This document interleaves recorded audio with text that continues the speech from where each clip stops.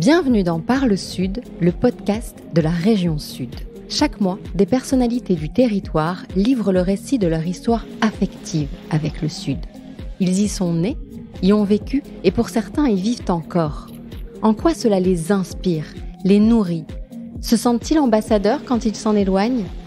Dans quelle mesure leurs origines régionales les ont-elles aidés à réussir? Repenser le Sud à la lumière de leurs parcours inspirants, telle est la vocation de ce podcast. Ce mois-ci, rencontre avec la chef Nadia Samut, 3e génération à officier dans la célèbre auberge La Fenière. Sa grand-mère, puis ses parents avant elle, ont fait de cet endroit au cœur du Luberon un passage obligé pour tout amateur de bonne chair. Et Nadia perpétue la tradition à sa façon en proposant une cuisine créative et savoureuse. Construire un monde au goût meilleur, tel est son credo, et tout dans sa voix et son sourire nous rappelle la Provence et ses trésors. Elle a fait du pois chiche son aliment phare, ne travaille qu'avec des agriculteurs et producteurs locaux, et puise dans ses racines la force de se réinventer perpétuellement. Une ambassadrice aux 1000 talents. Bonne écoute. Nadia, bonjour. Bonjour. Si vous deviez vous présenter à quelqu'un qui ne vous connaît pas du tout, que diriez-vous? Je dirais que je suis une enfant du Sud, née à Lourmarin et tout simplement qui œuvre pour nourrir cette planète en conscience.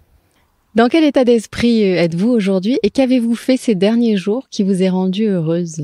Je suis dans un état d'esprit plutôt de bonheur comme d'habitude puisque chaque jour pour moi m'évoque ça. Et je dirais que les dernières choses qui m'ont fait plaisir, ça a peut-être été là de cuisiner ce week-end et de revoir toutes ces personnes encore une fois émerveillées et heureuses sur des choses qui me semblent hyper simples pour moi, autour du pois chiche comme d'habitude, et de donner ce petit goût du bonheur qui pour moi représente ma région. On reparlera du pois chiche tout à l'heure. Mais on va revenir à la genèse en fait. Vous êtes né à Lourmarin, ici au tout début des années 80. Ça donnait quoi une enfance ici, à la campagne, auprès de parents qu'on imagine plutôt très occupés quand même? Ça donne un enfant qui est né dans un village de 1000 habitants, au cœur du Luberon, avec une grande, je dirais un grand terrain de jeu qui est le village entier, des familles qu'on connaît très très bien, puisque toutes plutôt amies, et donc une grande famille finalement, une problématique de maladie cœliaque à la naissance, mais hyper acceptée dans un petit village comme ça, où tout le monde essaye de me faire du bien, d'être présent avec moi, et de me faire grandir aussi, donc je suis ancrée ici, sur mon sol de Lourmarin. Évidemment, on va en parler de cette maladie cœliaque parce qu'elle est quand même à l'origine de cette réussite aujourd'hui. Comment tu l'as découverte déjà? Je suis née malade cœliaque, donc on s'en est rendu compte apparemment, enfin mes parents connaissent mieux l'histoire parce que j'étais trop petite pour m'en souvenir, mais lors de la diversification alimentaire, on s'est rendu compte que le gluten et le lactose chez moi étaient deux problématiques très très importantes que je ne digérais pas. J'avais pas d'enzyme qui permettait de digérer ces molécules. Le gluten, c'est la colle, glu, comme colle, que l'on trouve dans le seigle, le blé, l'orge, l'avoine, les blés anciens, et tout ça. Et moi, je ne le digérais absolument pas. Donc, on s'en est rendu compte en 1980-81. Et vers l'âge de 10 ans, on m'a demandé de remanger comme tout le monde, parce qu'on pensait que c'était une allergie à l'époque alimentaire et qu'elle avait disparu. Et elle est revenue à mes 30 ans de manière, je dirais, très très forte et radicale. Et donc ça m'a amenée, quand je me suis relevée de ces problématiques, à vouloir créer un monde au goût meilleur. Voilà, et donc on est ici à La Fenière et c'est ici que vous œuvrez à créer ce monde meilleur chaque jour. Donc à La Fenière, dans le Luberon. Je vais vous poser une question pour que celles et ceux qui nous écoutent puissent profiter un petit peu de ce moment avec nous. Qu'est-ce que vous entendez? Qu'est-ce que vous voyez? Et qu'est-ce que vous sentez quand vous ouvrez vos fenêtres le matin? J'entends les oiseaux, un petit rossignol très mignon d'ailleurs.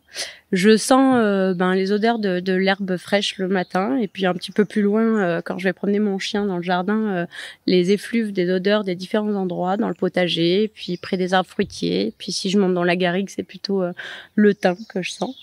Et qu'est-ce que je vois? C'est le paradis, mais tous les jours d'ailleurs, il est différent par ses couleurs et tout ça. Et ça, je le confirme parce qu'on a la chance d'enregistrer en extérieur. D'ailleurs, on entend les oiseaux. Il fait encore très très beau et chaud. et c'est sublime. Donc on vous invite vraiment à venir nombreux si vous ne connaissez pas pour découvrir ce petit coin de paradis. J'ai l'impression que j'ai la réponse à la question suivante, mais je la pose quand même. Est-ce qu'il vous arrive d'imaginer vivre ailleurs qu'ici ? Je l'ai fait pendant longtemps. J'ai voulu vivre ailleurs. J'ai d'ailleurs voyagé énormément. Je voyage toujours, mais j'ai vraiment beaucoup voyagé. J'avais l'impression que c'était l'ailleurs qui m'appelait. Donc, je me suis rendu compte, par contre, que j'adorais rencontrer des personnes ici et là. Et puis, à un moment donné, je suis revenue vivre auprès de mes parents et je me suis dit qu'en fait, tout allait naître de ce territoire et de ce lieu qui sont mes racines. Et qu'en fait, non, je ne pourrais absolument pas vivre ailleurs. Alors, on va faire un petit saut dans le temps quand même pour comprendre l'origine de votre parcours. Vous faites partie d'une lignée de femmes cuisinières, nourricières. Et tout commence avec Claudette. Claudette Samut, c'est votre grand-mère. Elle s'appelait Claudette Leclerc, de son nom de famille, et mariée effectivement avec mon grand-père. Ma grand-mère, Claudette, a commencé à cuisiner, mais elle cuisinait naturellement pour sa famille. Et elle est arrivée en France dans les années peut-être 50. Et effectivement, elle a fait de la cuisine son métier, par don. C'était son premier travail, c'était ça. Et elle faisait pension de famille aussi, où le soir, elle nourrissait des étudiants qui venaient étudier à Aix-en-Provence. Et puis, dans les années 75, elle a ouvert le restaurant de La Fenière, dans un grenier à foin, donc La Fenière, à Lourmarin, dans une petite rue du village. Et mon père était en salle et elle était en cuisine, juste avant de rencontrer ma maman. Ma mère est alors arrivée à rencontrer mon père au village de Lourmarin aussi. Elle était en médecine à l'époque. Et puis, par amour, elle a arrêté médecine pour apprendre en cuisine avec sa belle-mère. Elle venait des Vosges, donc absolument pas dans cette cuisine méditerranéenne, mais elle a été adoptée par la Méditerranée. Et puis, elle en a fait aussi son histoire, sa recherche culinaire, sa passion. Et puis, elle me l'a transmise. C'était pas dit, je voulais pas faire de cuisine, j'avais une vraie problématique liée à l'alimentation. D'abord, je détestais manger, et la deuxième chose, c'est que je ne savais pas comment donner du plaisir, étant donné que je n'en avais pas moi-même. Et quand je l'ai compris, je me suis dit que finalement, ce qu'on m'avait le plus transmis, c'était l'amour, et donc si on avait l'amour et la lumière, on arrivait à son tour à faire quelque chose avec ça. Donc je me suis ensuite affairée en cuisine à partir de 2015. Où j'ai essayé de créer cette idée d'une cuisine tolérante, respectueuse et surtout très profonde. Et je me suis dit que pour ça, il allait falloir que je réfléchisse sur mon territoire à tout ce que j'allais avoir autour pour le donner avec cette force-là. Donc en fait, l'idée, c'est de construire un monde au goût meilleur. Vous en avez fait votre mantra. En Provence, vous vous battez pour faire renaître des cultures telles que la pistache, l'amande, le pois chiche. On en parlait tout à l'heure. Vous mettez en place un véritable écosystème vertueux et vous proposez une cuisine pure, locale et de saison. Donc l'idée, c'est de ne jamais dissocier agriculture, alimentation et santé. Donc ça vient évidemment aussi de votre expérience. C'est une nouvelle vision du monde en somme. Je pense que c'était la vision première du monde sur lequel on arrive normalement quand on vient au monde. Mais j'imagine que forcément la société étant ce qu'elle est aujourd'hui est très évoluée. Pour moi, il était fondamental de revenir aux sources et aux racines. C'est vrai qu'on en parlait tout à l'heure. J'ai été élevée à Lourmarin dans un village où tout le monde était très bienveillant, avait envie de transmettre justement la culture potagère, l'agriculture. On rencontrait des agriculteurs en permanence en allant à l'école, etc. Et toutes ces questions-là, moi, elles font partie de mon éducation. Donc, mon projet, il est de manière holistique, très respectueux d'un écosystème qui est bien sûr la terre et la régénération de la terre, la régénération du corps et la régénération de l'esprit. Et il me semble que si on régénère tout cet écosystème, alors on pourra construire ensemble un monde au goût meilleur. Concrètement, on mange quoi quand on vient à La Fenière ? La carte de Nadia Samut, en fait. Je cuisine aujourd'hui beaucoup de végétal et un travail sur la mer également. Je travaille peu la viande, voire pas du tout en fait. Non pas parce que je suis contre et j'ai absolument aucune opposition. Mais par contre, j'avais envie d'amener un travail très fort, très important sur le goût de cette cuisine en conscience. Qu'est-ce que c'est le goût d'aujourd'hui et de demain ? Qu'est-ce que c'est le goût d'une plante résiliente qui peut-être, résistera aux conditions climatiques et environnementales auxquelles on va faire face. Et je crois qu'il faut créer des madeleines de Proust sur nos territoires aujourd'hui, créer des produits typiques aussi, parce que on sait qu'il y a eu quand même des produits qu'on connaissait, le calisson, le ci, le là, et en fait aujourd'hui on peut en créer maintenant, il le faut. Donc c'est pour ça que je m'affaire chaque jour à à créer une cuisine respectueuse. Donc je travaille énormément le végétal qui sort de terre tout de suite, et puis en même temps je vais le transformer, le maturer, le sécher, le déshydrater. Je fais plein de choses comme ça, et du coup tout au long de l'année on va goûter la culture locale. Sur la mer, de la même façon, je suis très très très respectueuse. Je travaille beaucoup le mulet, je vais travailler le maquereau, des poissons qui sont pas forcément très nobles, en fait, qu'on croyait pas très nobles, mais qu'est-ce qui est noble et qui ne l'est pas. Et je trouve qu'il est important de se poser aussi ces questions sur le respect du réservoir marin et le goût de la mer. Donc c'est un travail, l'iode par exemple, je vais le travailler sur de la criste marine aussi, sur les choses qu'on va aller cueillir de manière respectueuse. Donc voilà, c'est ça ma cuisine. Aujourd'hui, votre maman, elle est toujours à vos côtés? Non, elle est plus à mes côtés depuis 2018 à La Fenière. Elle est à mes côtés dans la vie en général, mais elle est plus le chef d'entreprise. C'est moi qui ai pris ces responsabilités-là. Mais comme on est une famille très très unie et qu'on a toujours vécu ensemble toute cette histoire, finalement, je suis la continuité de l'histoire aux manettes, mais la continuité de la famille tous ensemble. Et ça, c'est très très beau. On peut parler évidemment de votre sœur, qui est bien connue des Marseillais, Julia. Oui. De la même façon, elle a tracé son idée du goût et de la gastronomie. C'est vrai que Marseille, pour elle, c'était un lieu d'ancrage très fort. Je pense que c'est d'ailleurs le lieu où est arrivée ma grand-mère, donc il doit y avoir aussi des liens un peu particuliers quand elle est arrivée de Tunis. Et pour Julia, c'est vrai que ce travail d'épicier, de nourrir la famille d'une façon différente, de nourrir les gens, d'aller chercher le produit chez le producteur, c'est quelque chose qui est fondamental aussi. Donc on se rejoint par notre philosophie et différemment par notre manière de le faire. Nadia, dans quelle mesure vos origines régionales vous ont permis de réussir ? Mes origines régionales, c'est ma vie, donc c'est tellement une force absolue que d'abord c'est un réseau, un tissu naturel. Quand je parle aux gens autour de moi, ils me connaissent parce qu'ils m'ont vu grandir. Puis j'ai beaucoup de respect pour eux parce que je les ai vus aussi œuvrer. Je connais les familles historiquement comme elles connaissent la mienne, et je crois que ce rapport-là humain, il était fondamental dans le projet que j'ai voulu tisser. Les familles d'agriculteurs, elles aussi, ont vu des évolutions, des transitions, et moi je respecte beaucoup. Je suis jamais clivante et j'aime pas être opposée à ce qui se passe. J'essaye de voir pourquoi, et je crois que ce tissu local là il était fondamental. Puis bon, je suis quand même la fille encore une fois de la 3e génération, et ma mère et mon père ont œuvré d'une façon magistrale pendant 50 ans, et j'arrive derrière, donc la famille était quand même pour moi, ils avaient déjà marqué les choses, donc je respecte, je fais la suite de leur travail en respectant le territoire, et je suis très respectée aussi aujourd'hui, et c'est génial. J'ai été très bien accueillie comme enfant du pays, quoi. Et partout ailleurs, comment elles sont perçues, ces origines régionales ? En fait, ce que je trouvais génial, c'était de se dire quand même que ce qu'on faisait ancré ici dans la région sud permettait d'être essaimé, comme les abeilles font un essaim et vont voyager ailleurs. Et moi, en fait, je dis que la terre de la région sud est un modèle essaimable.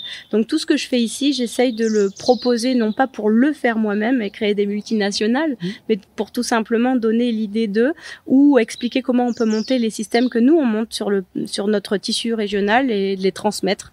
Donc aujourd'hui, c'est une terre, je dirais, d'inspiration qui me permet d'aller inspirer le reste du monde. Alors, on va dire un mot de votre actualité, parce qu'il y a la restauration, mais pas que. Oui.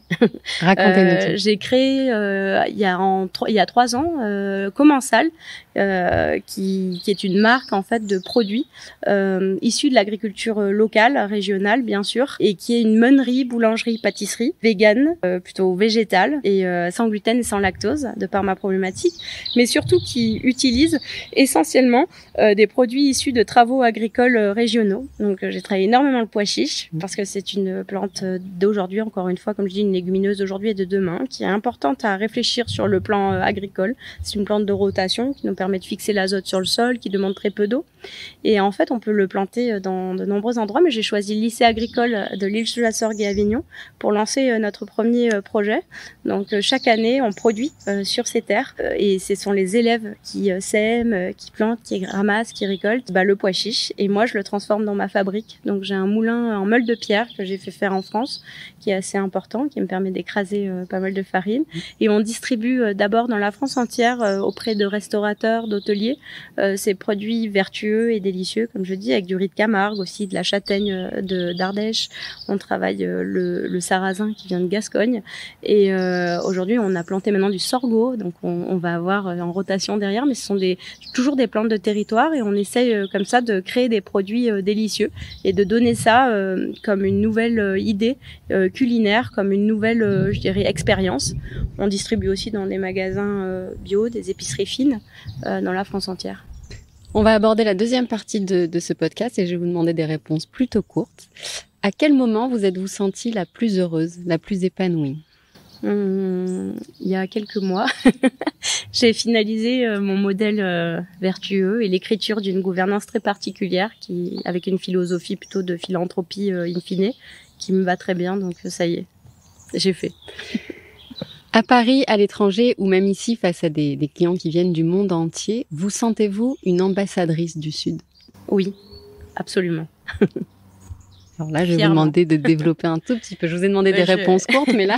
Je suis fière de pouvoir porter les valeurs de la région sur laquelle je suis née, de pouvoir amener les gens à respecter aussi notre territoire quand ils viennent le découvrir et qu'ils n'en soient pas des consommateurs, mais qu'on les amène à vivre une expérience.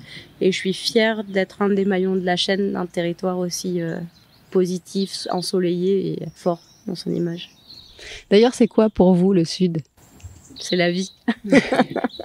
Non, le Sud, pour moi, c'est toute la source. C'est une agriculture vertueuse, c'est des produits délicieux, c'est des gens heureux aussi. C'est l'accent que j'ai plus. C'est vrai ça, cet accent. Vous l'aviez à l'origine ? Je l'ai eu beaucoup. Je l'ai perdu parce que je crois qu'en voyageant énormément et en me trouvant à l'étranger, en parlant anglais, déjà dans ma cuisine, on parle essentiellement anglais et beaucoup espagnol, parce que j'ai des gens du monde entier à mes côtés.